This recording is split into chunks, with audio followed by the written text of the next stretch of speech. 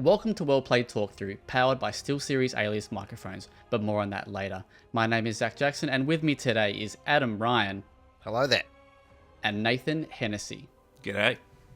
This is Talkthrough, where we invite a developer onto the show to talk us through a slice of their game. And today I am stoked to welcome Saul Gascon, studio head of Hexworks and executive producer on Lords of the Fallen. Saul, thank you so much for being here.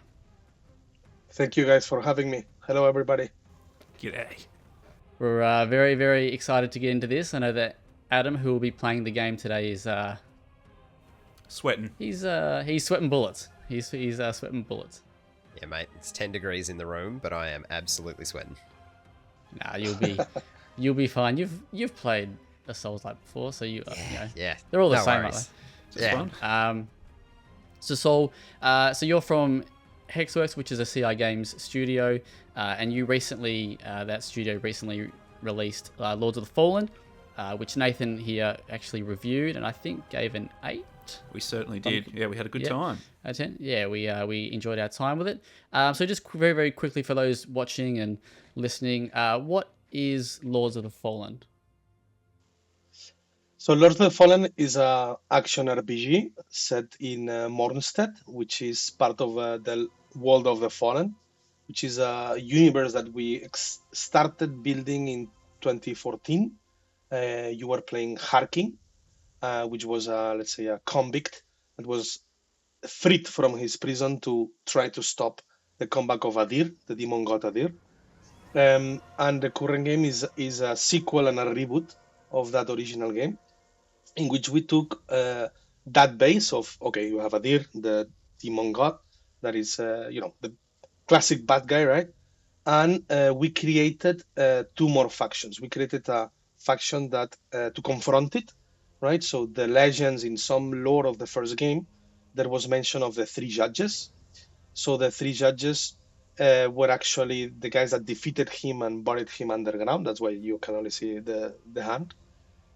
So we took those 3 judges and built a whole faction out of it. That's the Church of Orion Radiance. So that's Orius, basically is the god of this conflicting faction, which is, we could say, is the god of light, the god of the sun.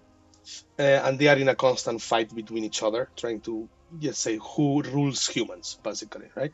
So in short, we have a very bleak universe in which humans were just pawns of these gods.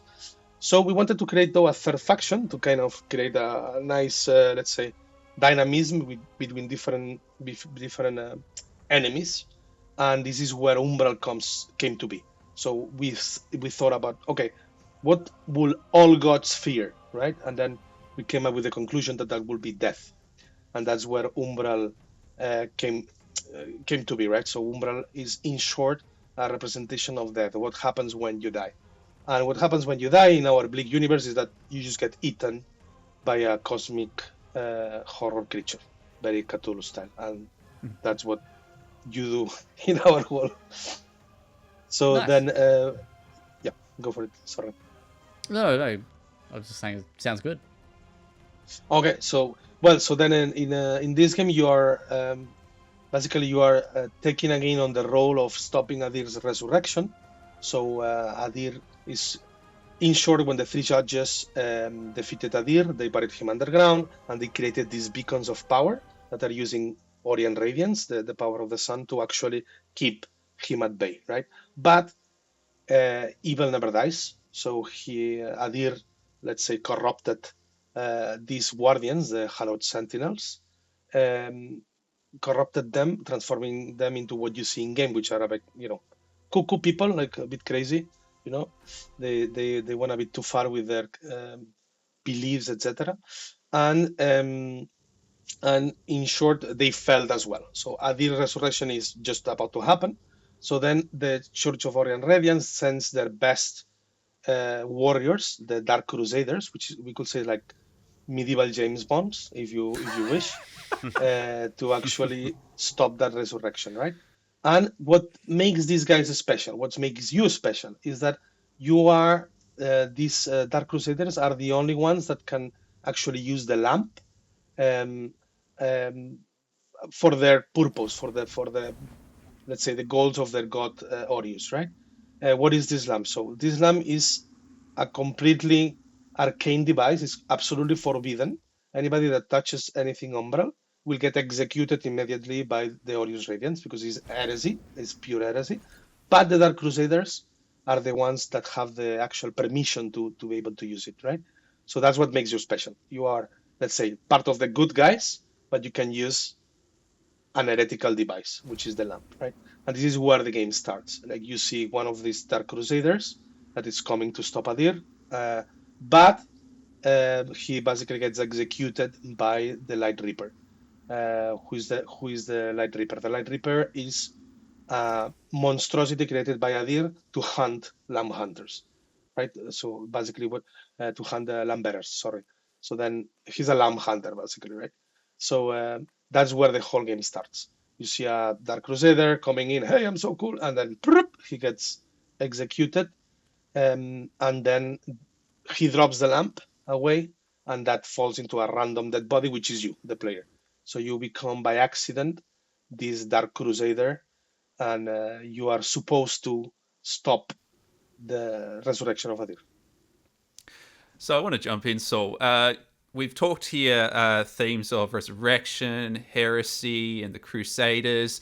And now, in my mind, this is obviously having a lot of sort of real world things that we're aware of, sort of Christian tones, perhaps. Now, I'm curious for the team. If we look at a game like the Souls games, they've clearly got inspiration drawn from the pages of a series like Berserk. For this team, for Lords of the Fallen, I'm really curious in creating the unique atmosphere of this world. What kind of fictional media or sources have you drawn upon? Maybe there's been some movies or books that have really, spoken to the team, or the culture from where you folks have created this. So you're spot on because we are a bit of a mixed bag in terms of references.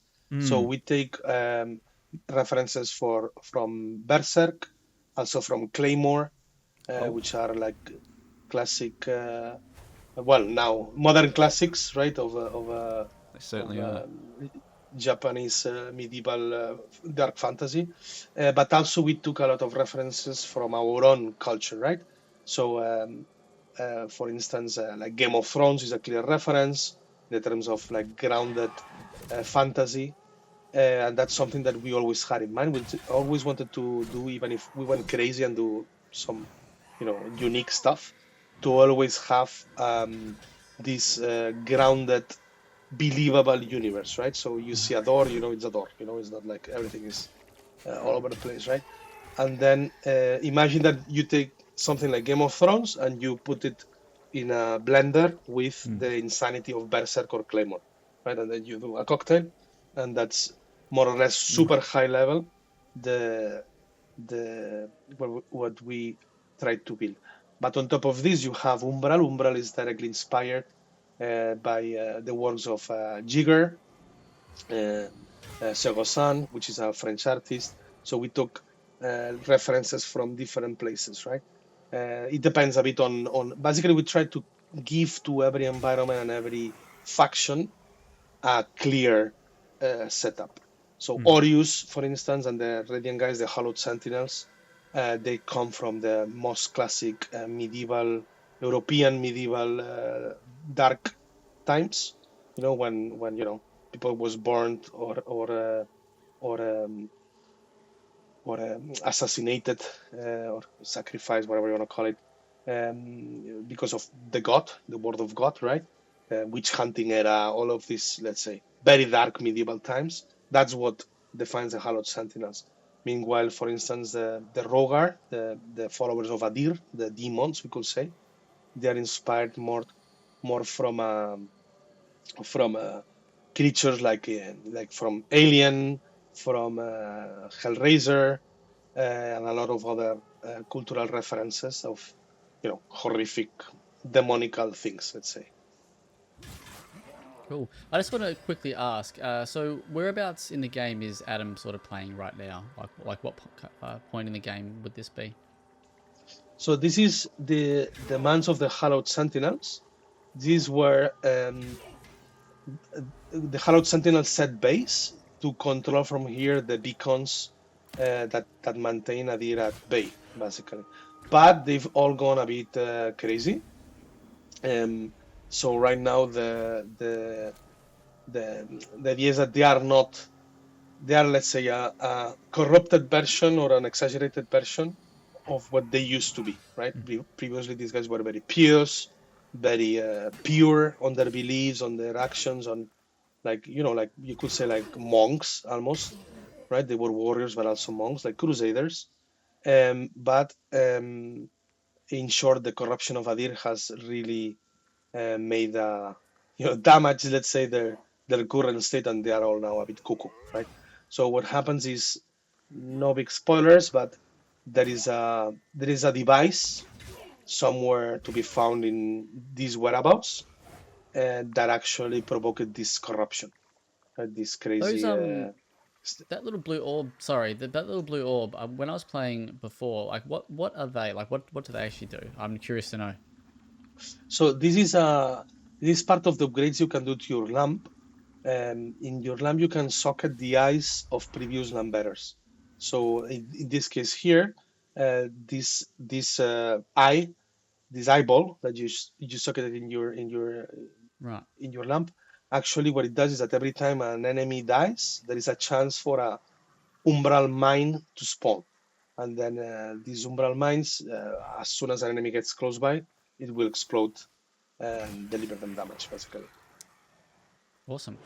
I really I think the idea and the concept behind, and even like the execution of that umbral lamp mechanic is fascinating. Like I think it's really cool. Like there's a part at the start of the game where, like, when I first booted it up and you kind of walk through the gate, and I was like, whoa, this is games, man. Like they can do all kinds of crazy stuff. Like it's just a very like cool idea. So I would love to know how that idea kind of came about to have the dual worlds and to have it kind of powered by this lamp and yeah. So actually, the idea came from a lot of places at the same time. Let me explain. So at the beginning, we started and we say, okay, we're doing something within the action RPG genre, right? What people usually knows as Soulslikes. So how we can innovate? What can we add to the formula that creates new situations and more interesting, let's say, moments, right? So one of them is the fact that you can play your own death, right? So the genre is famous for its corpse runs, right? Like you die and then your vigor or souls or whatever, depends on the game, stays where you died. So you have to walk back again the level to recover what you lost, right? So that was kind of okay. How we can make you play death. And you've seen examples like, for instance, other games like Sekiro, in which, well, you just get a second chance, done, right? So it's like you die and then, pop, you have a second chance. So here what we wanted to do is to make that gameplay, right? To have unique things to do. So it all started with this very basic idea. And then from here, we started testing and prototyping different approaches, right? We had like a lot of tests, a lot of different things that we tried. We tried from you had to take your corpse and then drag your corpse to a vestige to recover your body. That was okay. That's too much like it felt like a Sherpa simulator, It was a bit like, no, that doesn't. That's not for our game, Sherpa simulator sounds very cool, but not for a Soulslike. That's another game for sure. That's another game, yeah. Sherpa Simulator. Lords of Everest. So we tried things like you had to survive for a while in the spot that you died, and then there was like horde mode of enemies appearing to basically like make this second chance playable, right? We even had at some point PvP triggering when you died, so winning a PvP match will give you that second chance, right? So it's like, okay, you died, you have now a PvP. If you win, you are back. If not, you need to do your comps. Right? We tried a lot of things, but at the end, what really sticked is in one of these tests that we did, we had a test in which we were just raising the lamp and we saw on the other side. And we were like, wow, this is so powerful, right? Like, even if we had nothing at that moment, we just had aesthetics, right? And like, only with aesthetics is already cool, right? So then let's build from here. Let's reverse engineer from this idea that you pick, and then how we can make this meaningful, right? And this is where it all started, like the current version that you have. This has been after, a lot of iterations on Umbra. Like, any idea you might have for Umbra, probably we tried it. So and that's where we started. We started with the picking and said, okay, so what do you want to see on the other side? Like, okay, so secret ways, secret paths, unique paths. Okay, so let's do that. So we made some walls that disappeared and appeared in Umbral. Then we made some bridges. Then we made some, we started like this with first navigation puzzles. And when we said, okay, yes, this works, even in its, let's say, prototype stage, then we decorated them, we make it nice with all these crazy hands and everything, right? And then on top of this, we say, okay, but it's not as scary now, right? Like, okay, now it's very cool, but it's not scary. So let's make it that you can look to the other side, but that they also see you when you're picking. So that's when we started adding behaviors to the enemies that they will just turn to you like, hello, right? So at some point we had everything attacking you. It's like, okay, that's too much. So we made the zombies, the standard ones, the smaller umbral enemies, to be scared of your light. So now that's why they do this when they see the light, right? Meanwhile, the big ones will just come and grab you and pull you to the other side, right? So that's more or less what the process that we went through, right? It was an organic process in which we were trying different things, and by trial and error, not only internal but also with external playtesters, we shaped what you can see today in Umbral. In parallel to this, we had all the narrative that it is at the beginning, right, with the need of this third faction, this cosmic horror faction, that basically eats everything that dies, right? So when you die, you get eaten by this creature. So that helped the art team and the art director to develop on that language, right? So we went for this jigger alien style, Sagazan style, like very unsettling, strange looking, organic. It was so important for us that Umbral, we don't want it to be like specters and Halloween themed, that you pop and you see woo, we don't want this kind of like a haunted house feeling. We wanted to have its own identity, and that's why we made it so organic, right? So everything Umbral, even if it's death almost, is actually not death. It's a creature that wants to feed, right? So it's very organic. It's physical. It's there. You can see it, and it can touch you. So you've talked there about the different iterations of developing Umbral, which is such a big innovation in this genre, of course. I'm just curious, you were kind of hinting at we tried everything. We threw everything at the wall to see what stuck. Now, specifically regarding, hopefully you can indulge me here, specifically regarding the lamp, we use the lamp in combat and we can separate the spirit from the enemy, and we can use it in exploration to pull platforms. I'm wondering if there was maybe an early implementation of what the lamp can do in combat and exploration that seemed really fun but not feasible at this point in time. So something that might have stuck out to you as producer.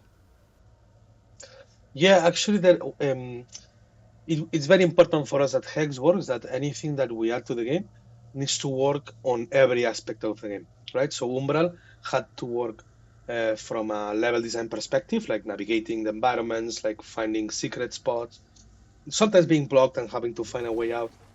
It also had to work in combat, as you mentioned, and it also had to work on narrative, on the world building, everything, because then is when it becomes believable. At the end, we are creating worlds that do not exist, so the reference of Umbral, it's not there, right? It's like if we just say, do one thing, you would say, okay, that's a gimmick. You see, like, okay, it's a cool feature, but it's isolated. But we wanted to build everything around it, right? So combat, we had indeed, until the Soulslike, right, which is like ripping off the soul, we had indeed several tests. One of them was quite nice, but at the end was so overpowered that's why we said, okay, like we're not gonna do that now. And one of them was you being able to phase. So instead of actually dodging, like you do now with B or circle, right? It was the ability to phase to umbral. So basically, you were pressing, you will double press B. Now you roll, right? So you press once, you dodge. You press twice, you roll. And we had it that if you press twice, you actually phase to umbral for a second okay. and come back to the real world. That was cool, but it then required, and we did it, enemies to then do attacks and umbral attacks. So then you will have like, I don't know if you guys know this very good old game called the Ikaruga, in which The shoot 'em up.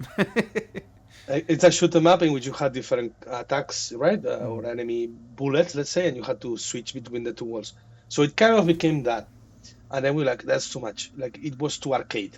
You know, suddenly it was like you were constantly switching, and then you kind of lost respect for umbral, and then it kind of umbral stopped to be mysterious, and you were really like the mega ninja, the umbral mega ninja. No, it was too much.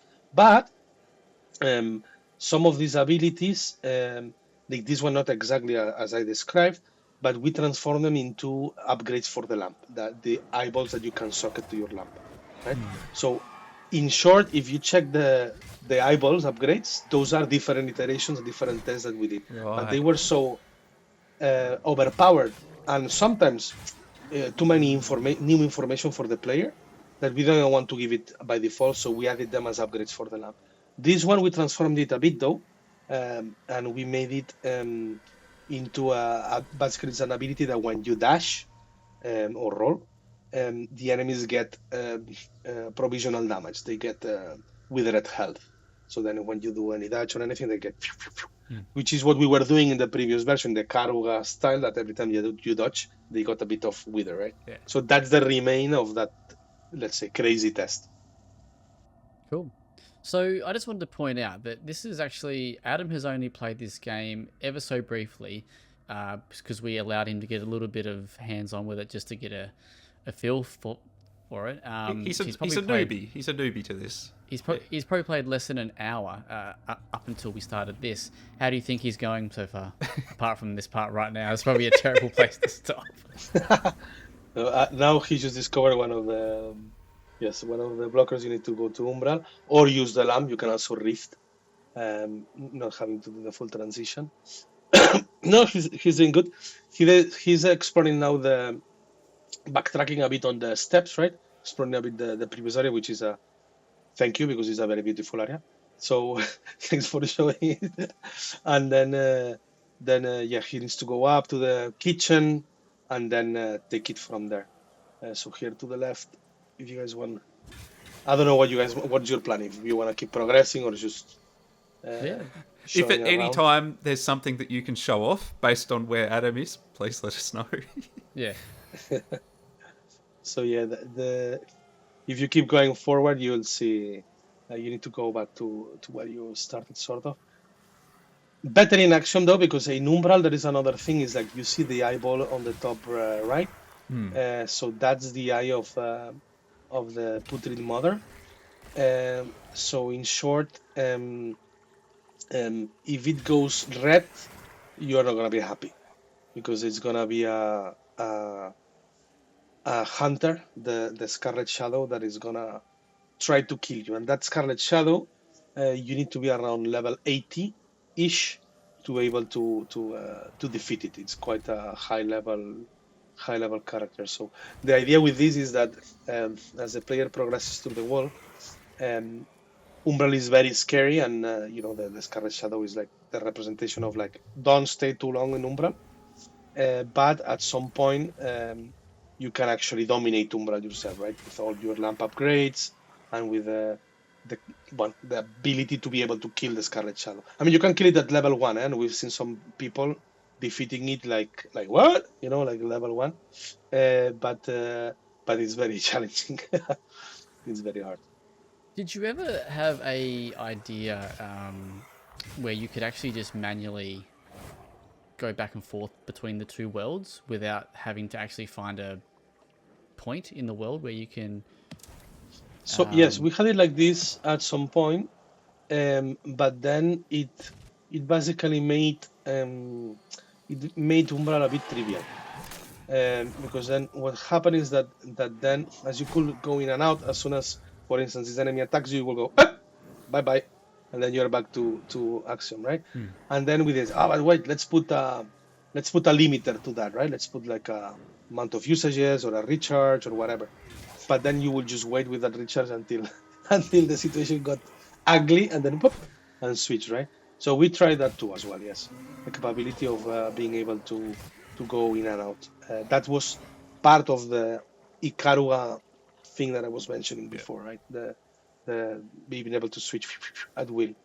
So yeah, right now, if you take I would recommend you go to the vestige to revive, and then you can go to the kitchen. I'll indicate you. So then so yeah, this is the leprosarium, where some of the hallowed sentinels got corrupted by Adir's. Their, let's say, transformation has gone too far, and they are now like, they're like they had leper, a bit not great. So yeah, you just need to go forward here when you exit, and there is a door to the right that goes to the kitchen, and then you will see there the path. You will need to use the lamp inside there. Just got to get So, past old mate first. Yeah.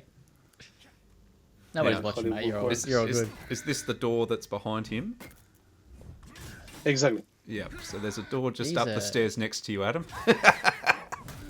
Big unit Once for I'm that guy. once I'm not being accosted, I'll be right there. Everyone knows the real way to play these games is to just run, mate. So that actually kind of leads into a question I was keen to ask. So I'm someone who, I guess, prefers being told where to go in games, and I would love to know how you balance and design that kind of go off and find and explore the world and finish the game on your own kind of design. Like, how do you maintain that the player's always kind of finding the right way to go, or finding something interesting to kind of engage with? So that's something, that's a balance that is hard to maintain, because of course, our main focus is immersion, right? We want players to be immersed, and and that's our main priority. That they never lose, let's say, this feeling of being lost in this world. Now, though, if you guys go um, to the post menu, well, nobody's trying to kill you. You will see that we added actually a clues map. Let's say it's called the journal. You can press start and go to the journal. 1 second. So there you have it, the journal, right? And here okay. you see you have the clues on where to go, right? So we say, hey, come here, like there is a leprosarium there, go to this place, and basically we tell you the different steps to go through this level, like the landmarks that you need to see and that you need to visit to progress, right? So this is a way for us to tell you where to go, but without being obvious, right? So it's a bit of like that's what we call a detective game, that you basically get clues, but we never tell you. You don't have like, go here, clink, clink, clink, right? Because that will kill immersion. You will just be looking at HUD and at any indicators. You will stop looking at your surroundings, and you will just go and, what is my next marker? And we'll just go to that marker, right? So this is our way to basically push you to really explore, right? And as you can see here, on every map there is different approaches. Some are more clear, some are less clear. This is also based on play testing, where we saw that people got more blocked. Then the clues are more clear. Like, okay, you need to highlight these elements a bit more. So, Lords of the Fallen is a game that's really trying to put itself as something that audiences will be able to play for a while and see new things with, particularly because there's this content roadmap. So we have an idea now that in the coming months, Lords of the Fallen is going to see new quests, new NPCs, new gear. Now, for someone like myself, I've finished this game and had a great time with it, and there's now the temptation to see this new content through the lens of New Game Plus, for instance. I assume that's a great way to experience this new content as time passes by. Now, I don't typically play New Game Plus. I finish my game and I'm done with it, but I'm tempted now because there's this prospect of exciting new additions.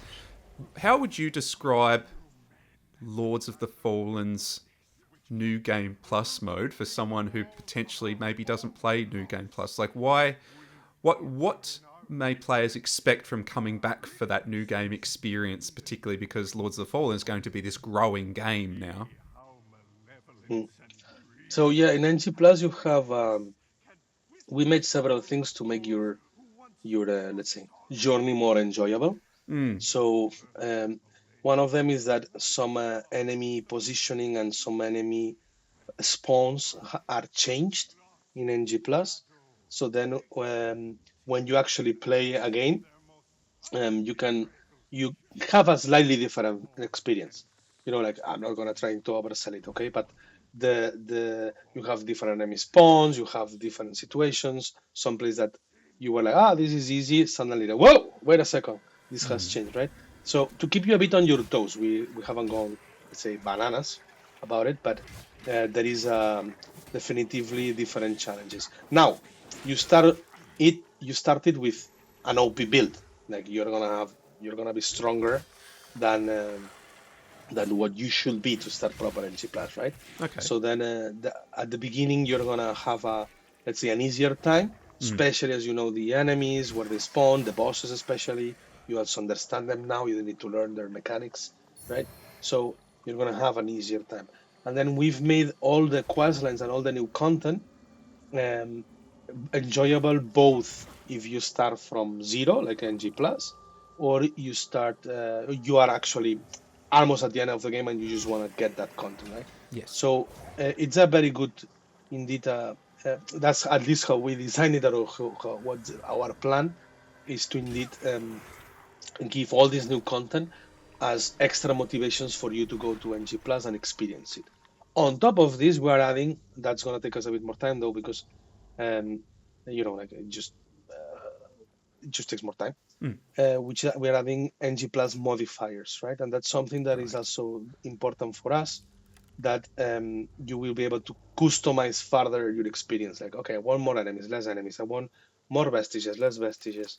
I want weapons to be randomized. I want enemies to be randomized. You can go a bit crazy, right? Oh, okay. So I didn't realize that was the scope. That's a lot more than I thought.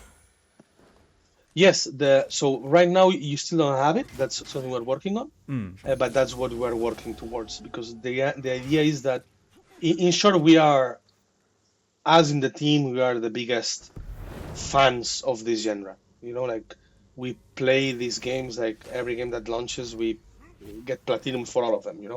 We really love them. Yeah, that's definitely so- obvious. Yeah. So then what is important for us is, like, one of the things that adds a lot of replay value is the mods that people create for these games, right? Yeah. With Unreal Engine, though, that's not, let's say, as easy as to do as with other, let's say, custom-made engines, because there is a lot of security layers, and it's good they are there, to avoid cheaters, like scammers, or people that ruins your experience. So we are basically taking the most popular of these mods and making them into actual mods that the players can take, but a bit more flexible.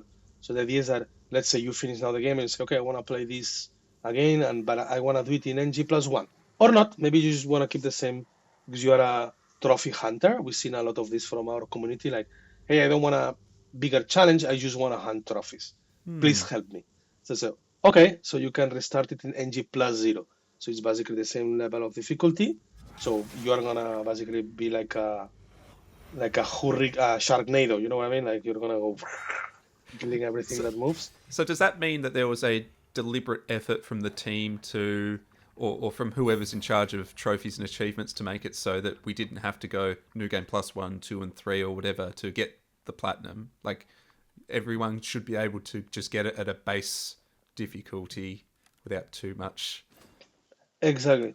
Our idea originally was indeed to ask you to go from 1 to 3, but the community was very clear that they wanted the capability to be able to use replay the same with their character, because we didn't expect people to get so attached to their own characters, and then they just didn't want to create a new character. I No, I want understand. to play NG plus 0, so the basic one, but with my character, I love him or her, right?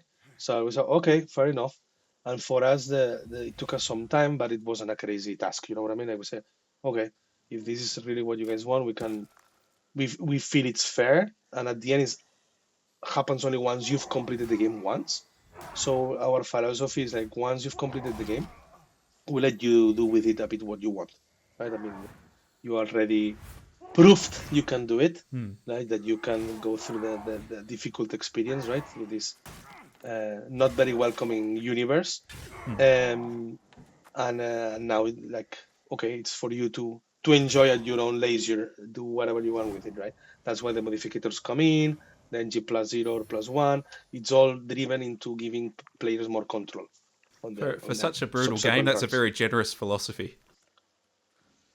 Yeah, because, I mean, at the end, you had to go through the pain and and the sweat and the Well, tears, implement the thing. So, but to complete it, right, you will have to still go through all the process. So you deserve it. It's like, hey, you completed it, you deserve it. This is our gift to you. Like, do play with it now. Like, do whatever you want with it. Nice. Well, while Adam's playing through here, He's just having you a might great take a time. little quick jump, and we'll hear from Ash and our sponsors at SteelSeries.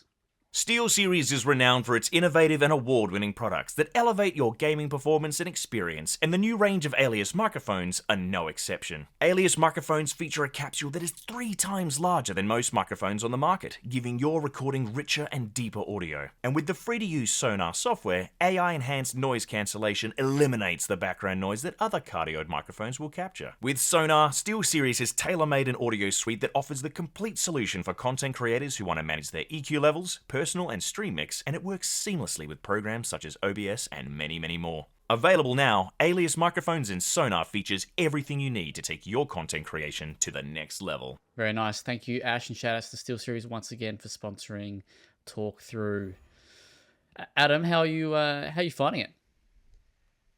Look, I very much appreciate the later build with better equipment because I think I might be carrying me somewhat, but no, I'm having a great time getting my ass subtly handed to me. I think you're doing quite well. You're doing quite well. I'm getting there. I'm getting there. Representing WellPlayed with I'm very proud. Good job. I certainly appreciate the second chance you get with Umbral. It not being just you die and then that's it. Being able to kind of, I don't know, I see it as a taking revenge on the game a little bit. You've killed me. Well, okay, I can come back from it. So yeah, it's a really cool system. I like it a lot. I want to. I got a couple of questions. So I'm not like a massive Souls-like player. Like, I really like the concepts and the premises, but these games are often a bit too challenging for my basic gamer skills. But the original Lords of the Fallen is actually the only Souls-like I've ever completed from start to finish, right? So I'd love to know, was there anything about the original that you kind of was like, yeah, this is a cool idea, or this is a cool mechanic, or that you kind of used in this, or is this a total clean reboot kind of thing from a design point of view?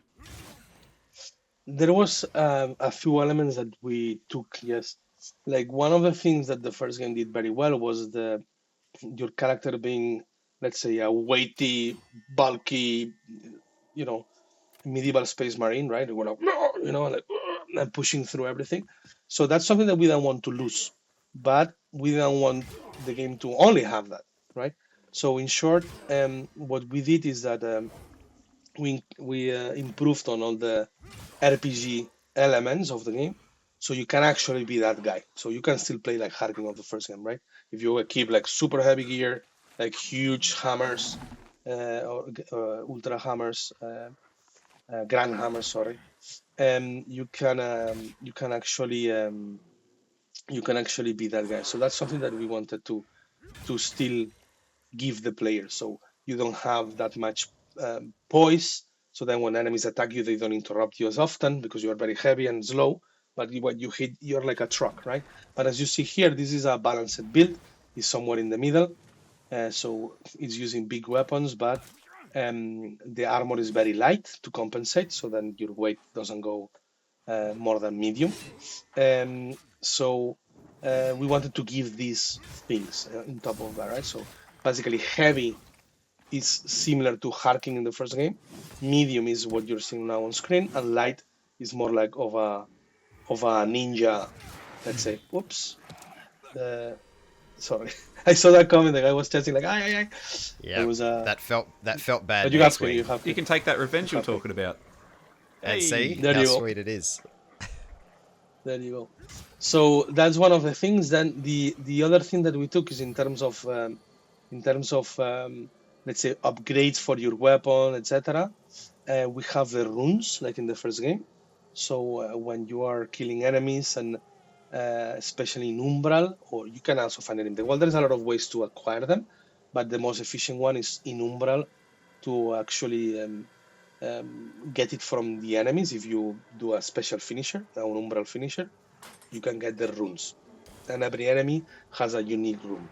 And not every enemy, but every enemy type has a unique rune. So then you that's something that we took also from the first game. That gives you different types of upgrades to your weapon, from like adding fire damage to more complex things like every attack increases your health recovery. If you combine different magic types, you have even more damage. There is a lot of variety. There's a lot of crazy, let's say, flexibility in builds using the runes. So we took that system from the first game and expanded it. Another thing that you can see below the bigger counter at the top right is the multiplier. So in the first game, you had a multiplier. So the more that you stayed alive, the here they cannot cross because there is an umbral wall. You see, so what they are seeing is an actual wall. It's in Axiom there is no. So yes, you can use strategy is what we call that, boys. Yeah, exactly.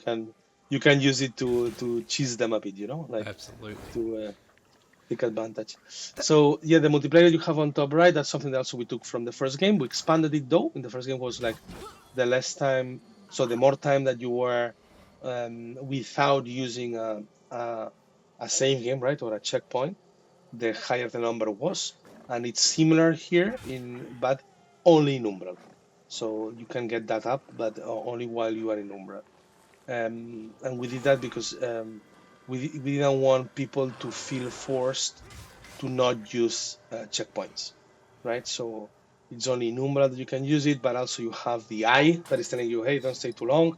So like at the beginning of the game that you need to balance really well danger, risk versus reward, let's say.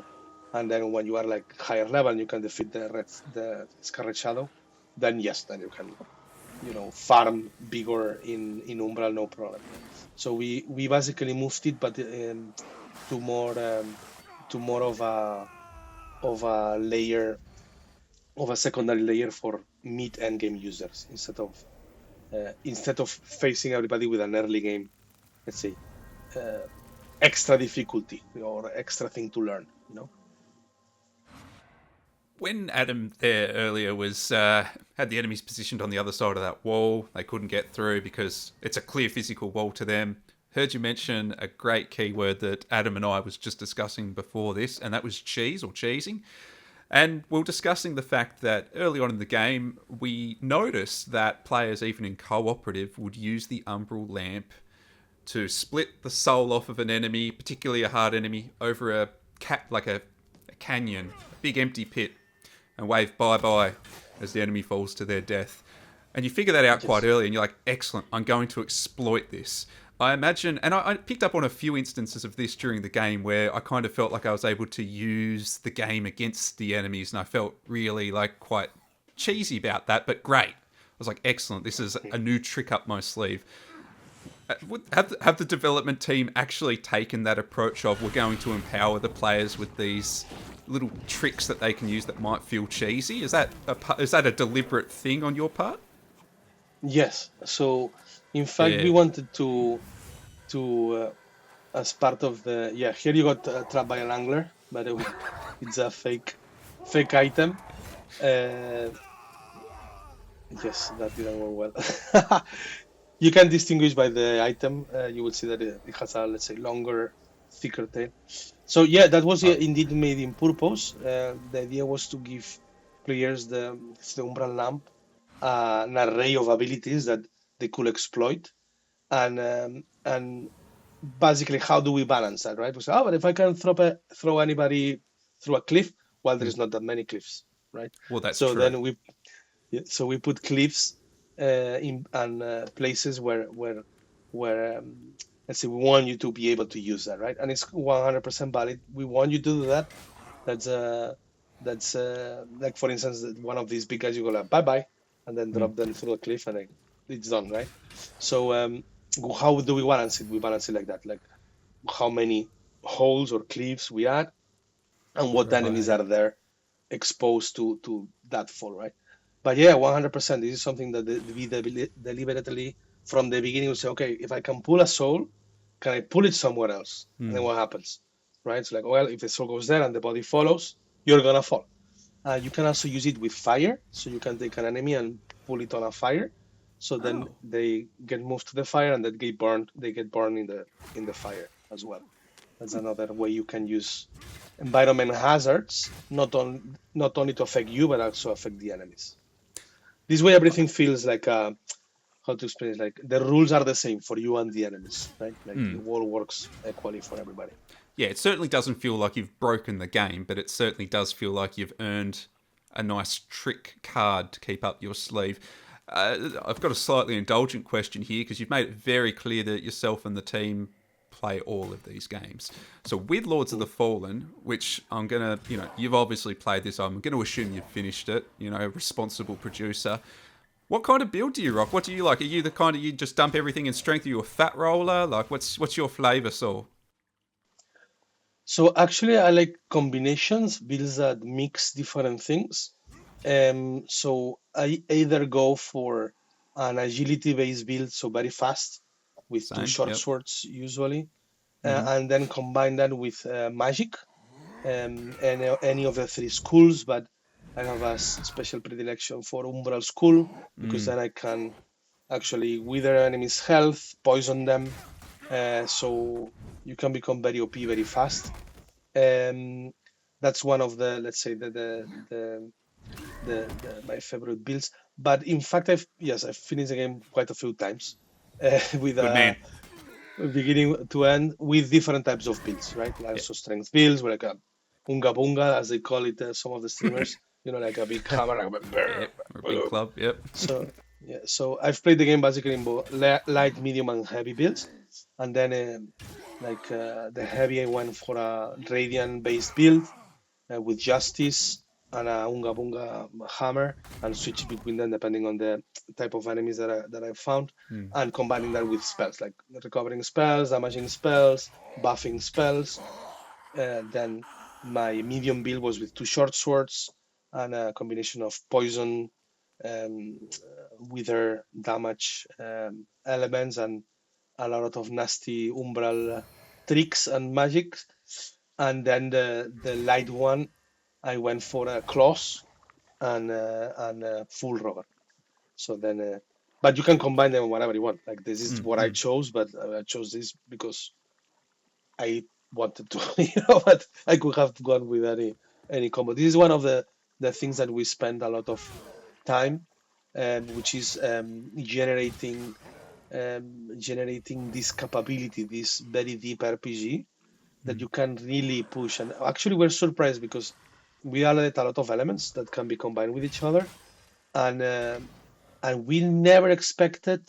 Don't take me wrong. We expected our audience to be very smart, but not this level of smart, in which they will just discover any exploit with doing combos that we did not even realize that they were that exploited. If you combine this amulet with these rings, this upgrade of the lamp, and this oils in your weapons, then we've seen people killing bosses like in 2 hits, and like, oh my god, like these guys are really. How did they do it? No cheats, eh? No, nothing. So everything legal, everything nice, everything using our systems. So that's why post launch we kept rebalancing, right? Also because we see as well tendencies. One important part of the rebalancing of the game when you have such complex RPG elements is the fact as well of the usage of weapons. We see through telemetry, for instance, that people tends to go for those OP builds that people build on YouTube, right? Usually share on YouTube or other channels. And then what we do is that we then boost other types of builds for, hey, that's an alternative too, right? So you can This one's also not use getting as that. many YouTube views. It's all right. We'll boost it. Exactly. So we do a lot of that of just to keep the richness of RPG builds always alive, right? So like for instance, you were asking before about NG Plus. So another reason to go NG Plus is to actually, okay, let's respect my character and let's try something different that you see either on YouTube or just some weapons that you find in the world. Like, I wonder if I combine this with this, what happens? And then we have probably an answer for you. Like, yes, this cool thing happens. Please do. You know, that's a bit the philosophy. Last question for myself, Saul, and this one probably an easy one. The community obviously is getting behind this as a good Souls-like community will. Speedrunning obviously is another thing here. Was speedrunning and being able to facilitate speedrunning, was that ever much of a factor for the development team at any point during the process? Because obviously you folks are well aware of the speedrunning phenomenon behind these games. So it's a very good question, and indeed we had an internal debate on how to handle this. But our conclusion at the end, after talking with a few speedrunners, actual professional speedrunners, Oh, you spoke with was them? Yeah, right. yeah, it was not to do anything about it, not to facilitate. Why? Because the whole point of it is them being smart, and so part of the magic of speedrunning is the hunt for those moments, for those exploits, let's say, right? So if we will say, hey, you have a ram here, like, come on, like they will, there is no point. Then what's my, let's say, as a speedrunner, what did I do? Just follow the path that you led for me to speedrun the game, right? Then that's not fun. So then, basically, we deliberately tried for the game not to be speedrun. But then the speedrunners found They their find a ways, way. right? Exactly. And they use cheat engines to find, like they have a very elaborate and very cool to watch actually process to find those things.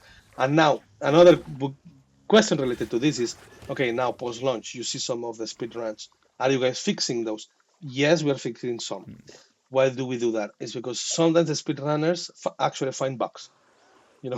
They find like that, for instance, you go to a corner and then run in circles, do 3 rolls, and then you're like, whoa, how did you do that?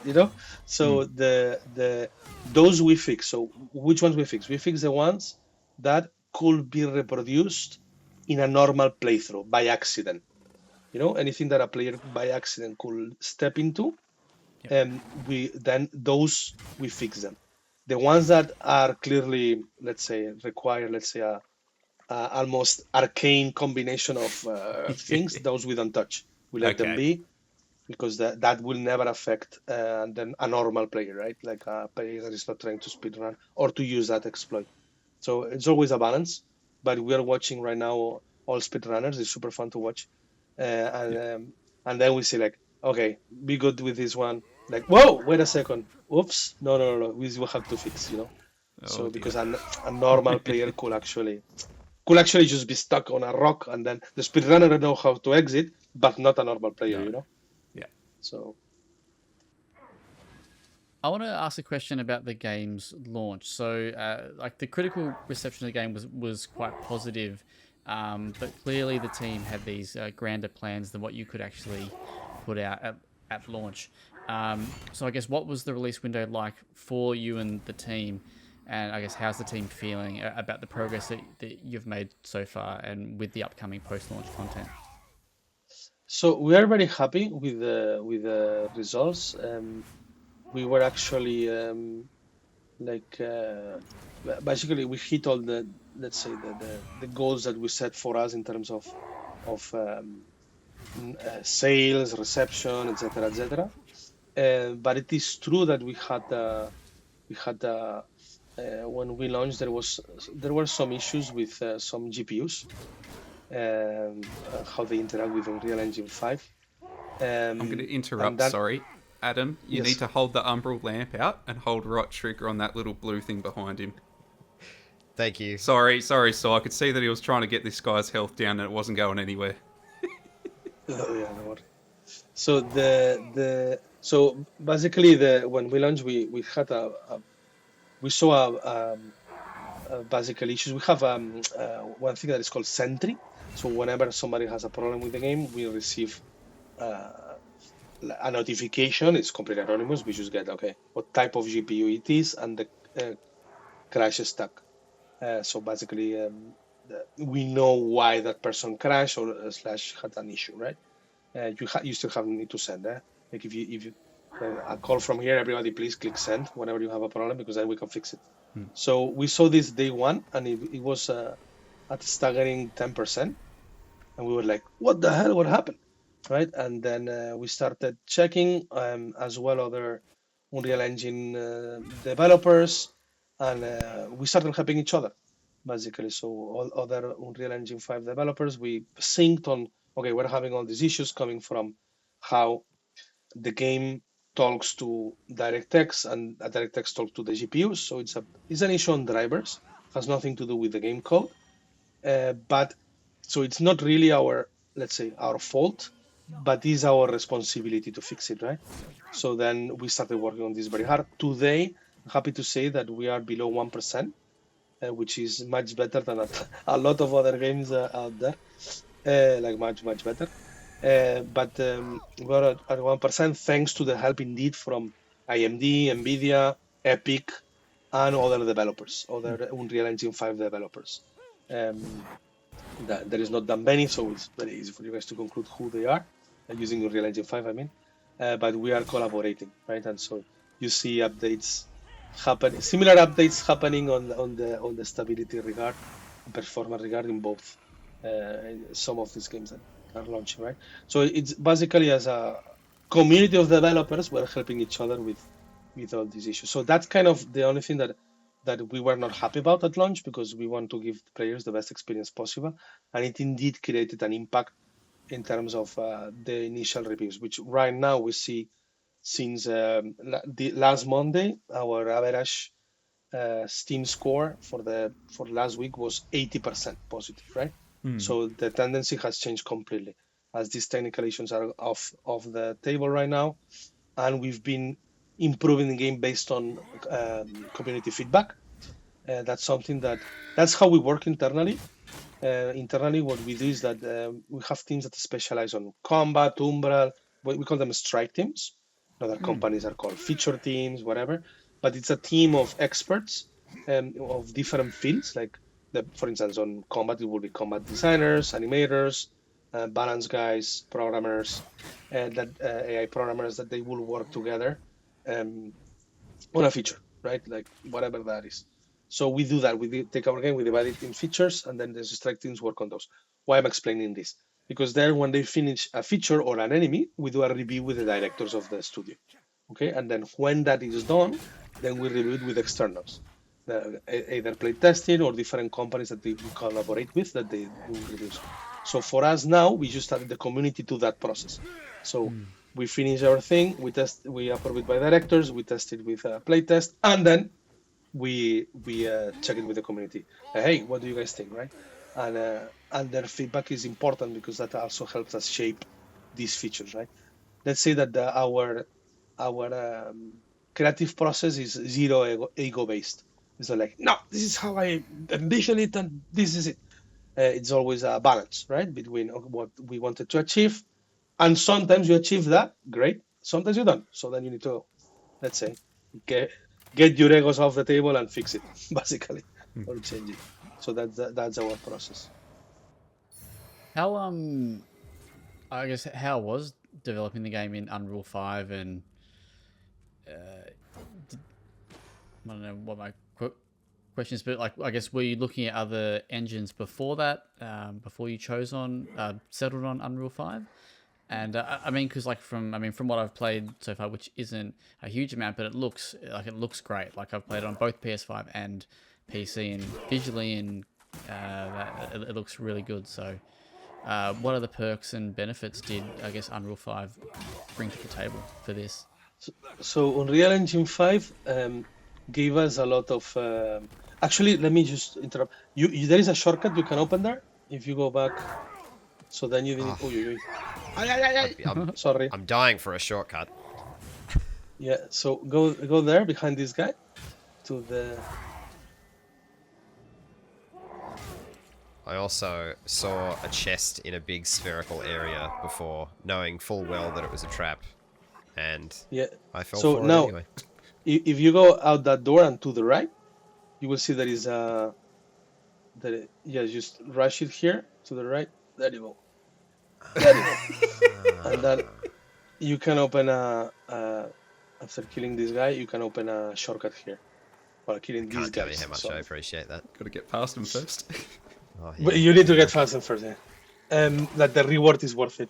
So sorry, I lost track. I really wanted to. So to help the you with that pros, shortcut. I guess the pros with working with Unreal Engine 5, because I mean, you folks are really on the cutting edge here, being one of the first big games out of the gate. So, you know, like, why Unreal Engine 5 over another engine? But I guess, you know, what has that enabled you to do? Because it's clearly a very good looking game. Like, Unreal Engine 5 must have unlocked some potential for the team. Yes, Unreal Engine 5 has given us some invaluable perks that you don't have with any other engine. So, what is the most important one? So, we started the game in Unreal Engine 4. Why in Unreal Engine 4 is because UE5 still wasn't out on the streets, but we knew it was coming. So then we collaborated from the very beginning with Epic, and we always had in parallel the game running in both 4 and 5, right? So this way it helped us during the transition because we always had it in parallel, right?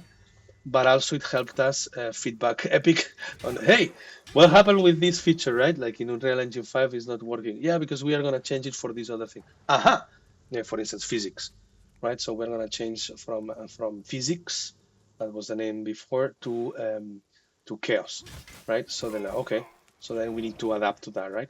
So then talking with them and collaborating with them help us overcome the main difficulties when you are working on a new engine, which is new technologies, new things, new tricks you need to learn, right?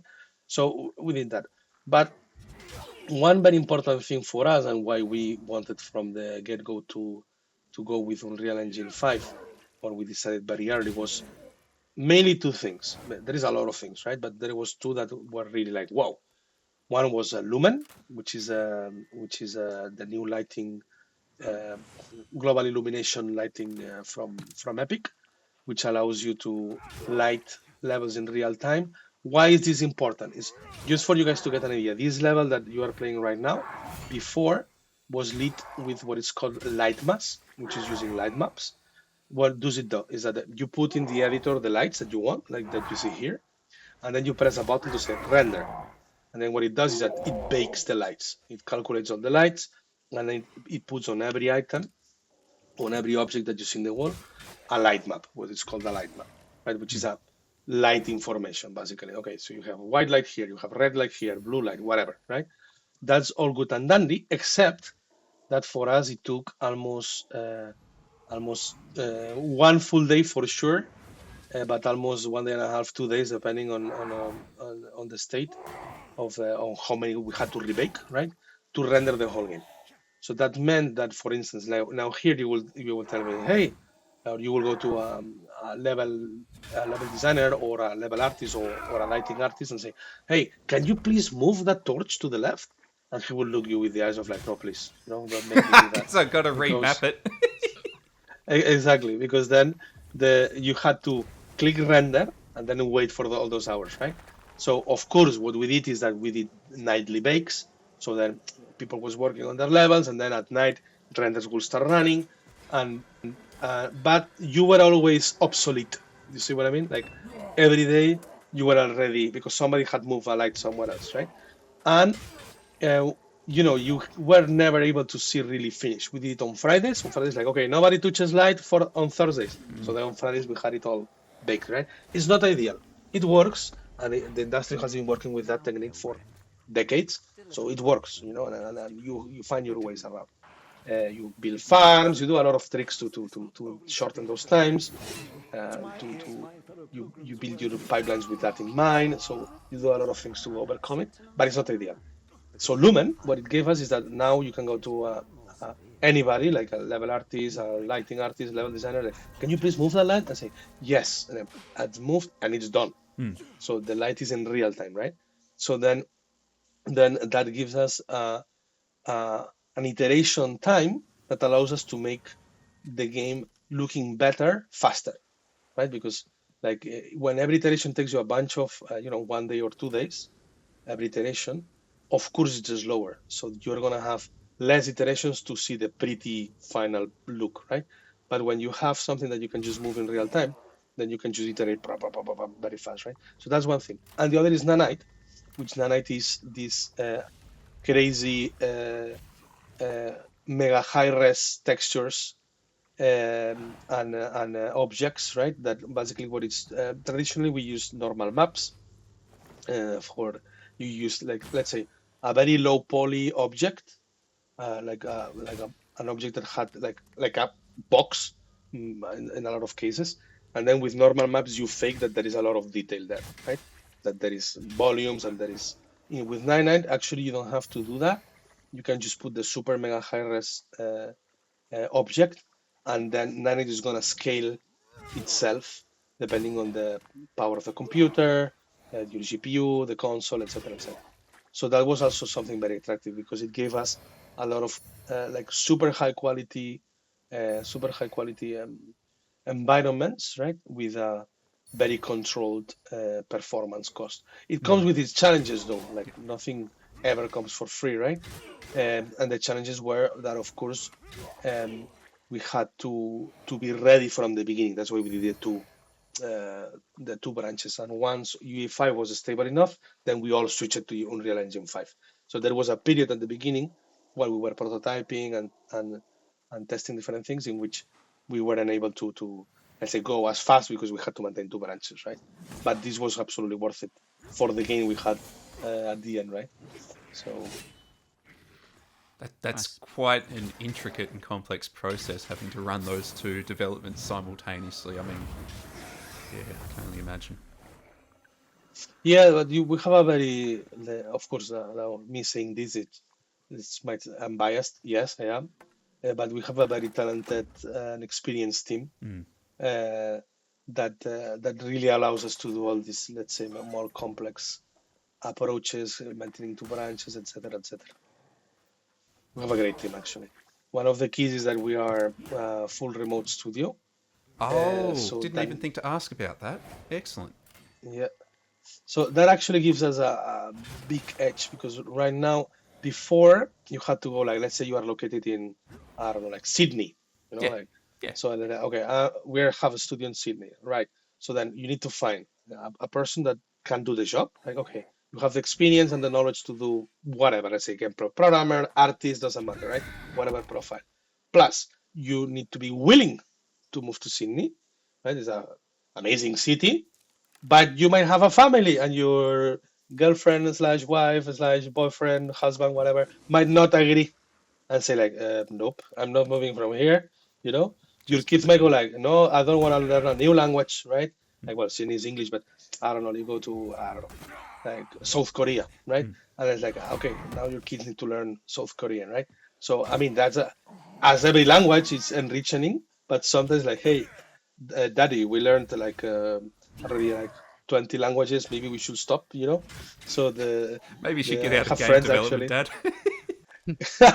Yes, but I have friends actually, veteran friends that their kids speak like 6, 7, 8 languages just because they've been You're moving around, joking. right? Oh, wow. Yeah. No, and it's enriching, but at some point it's like not everybody wants to do that, right? Oh, it's So still quite a challenge. Yeah. it's quite a challenge. So then, in our case, what it's much simpler. It's like, okay, do you know your craft? Yes. Are you a Souls-like nerd? Yes, you're it, right? So that's kind of the requirements we do. I love that. So it removes the moving to a location with everything that implies for you as an individual, and if you are part of a family, right?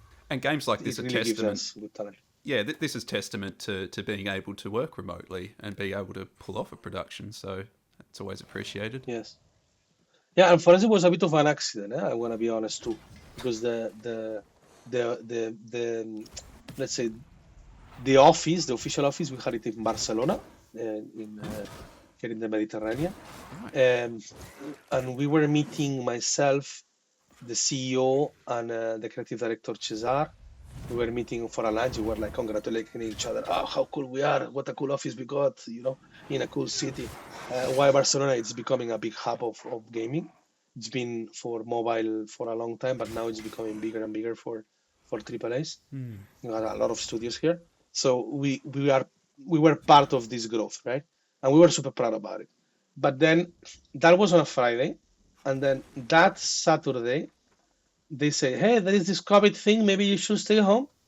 Okay. And then Sunday they said, "Actually, you cannot get out of home. Just stay home, like for real. Like there's gonna be cops and stuff, so don't get out." Like, who? So then it was like, "What do we do with the office?" Like, I don't know. So I had to ask for a permission. You had at that time needed to have like a That's right. We did permission. It too. was easy to get, but yes, but you needed, right? So I got the permission. I went with my car, pick up the computers, started sending them to different people. So it was a bit of a, let's say, manual process at the beginning, and then we started to, okay, so let's start working from home. So we need to install Slack, Zoom, and different communication channels, different. Okay, now our repository cannot be on a big fat ass server anymore. Cloud. We need to actually be on the cloud. So basically, we adapted for this. We stay like this while the lockout was active, which was almost 1 year. Well, it was less, but it was crazy. It was 6 months, and then crazy restrictions after. It was crazy. So we had to adapt, and at some point, when we were like, okay, now we can have an office, but we don't want one because now we have people distributed all over the world, and it's a much better team that what we could have built on a physical location, right? So we don't want to lose that, and we don't want to create either a schism between people in the office and people outside the office. This is very important because you create silos, or let's say ghettos within your own studio, right? Oh, we are the office guy. Yeah, We're the we cool call ones, them cliques. With it, Yeah. exactly. Like you do a coffee break and then suddenly you decide, the future of a level, without including whoever is at his home in, I don't know, in Scotland, because he obviously is not gonna take a plane to take a coffee to do that. But then what we do to compensate for the lack of office is we do the Hex Fests every year. So it's basically we do a big meet together, the whole studio, and we just had it last week actually. We had we all the company we met in one place, and we just had a lot of fun. Like we did activities together, we had fun together. We, of course, there was no alcohol involved or anything like that. We were very healthy. Well, mate, if you ever open up to the public, let us know. We'll come along for Hexfest. Hell yeah. We'll let you know.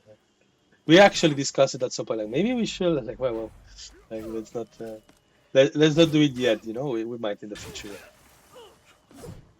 Now it's very cozy. Well, very cozy. We were 150 people, but still, it was only That's really nice. Very nice. Adam, how are you finding? How's the palms, mate? So sweaty. Look, I feel like I had that dual boss on the ropes, but I thought the lovely viewers might want to see another death screen, so I've got to put my pride aside, I was very much hoping that you would get to a boss, so I'm glad to see that you managed to get to 2 bosses. Well done, mate. I did. Cool. Well, we might call it.